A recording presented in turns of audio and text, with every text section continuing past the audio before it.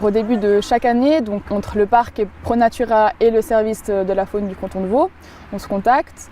Et puis donc le parc Jura vaudois a vraiment un rôle de coordination en fait, entre ProNatura, les bénévoles et puis le service de la faune.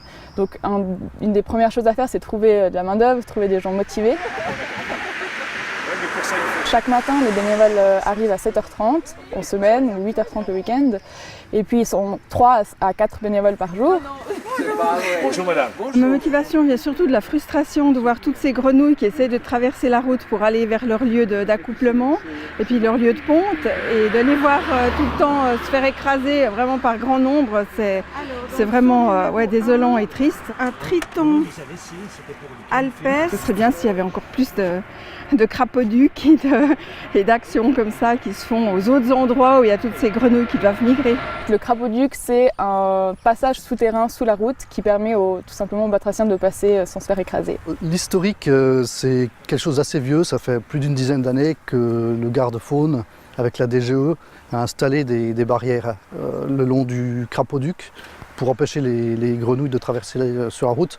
Je pense que c'était surtout des questions de sécurité routière. Parce qu'il y avait énormément de grenouilles sur la route devenait glissante et ça devenait un problème pour les automobilistes. Cette action est utile parce que ce crapauduc n'est plus tellement fonctionnel. Il est bouché, etc. Donc il faudrait investir dans ce crapauduc pour qu'il soit refait tout simplement. Les deux buts, c'est vraiment tout d'abord de sauver les grenouilles, pas qu'elles se fassent écraser, donc sauver des vies. Et puis l'autre but, c'est de compter et identifier les différents individus, donc les différentes grenouilles, pour mieux connaître les populations de la région. Un mâle, une femelle, voilà, parfait. Et si on arrive à estimer une population importante, où on peut mettre des moyens financiers pour intervenir, c'est bien.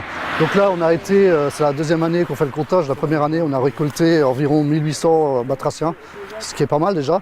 Et ça nous posait à peu près à 13% des sites avec le plus grand effectif sur la Suisse, pas simplement sur le canton de Vaud. Donc c'est déjà une population importante. Et là, d'après les résultats qu'on a obtenus, déjà aujourd'hui, on est à plus de 3000. Ici, c'est un peu un lieu critique parce qu'il y a vraiment la forêt d'un côté de la route et la gouille de l'autre côté. Pour être bénévole ici, il n'y a absolument pas besoin de connaissances particulières. Chaque jour, il y a des gens, en tout cas une personne sur le terrain qui connaît, souvent c'est une personne de ProNatura, et puis voilà, qui peut tout simplement transmettre les connaissances aux autres. Une fois qu'ils les ont récoltées, ils font passer les grenouilles à l'intérieur des bidons à travers la route. Donc ils font traverser ce qu'on appelle le taxi grenouille. Et puis ils viennent les déposer ici dans la gouille pour qu'elles puissent se reproduire. Ah oui.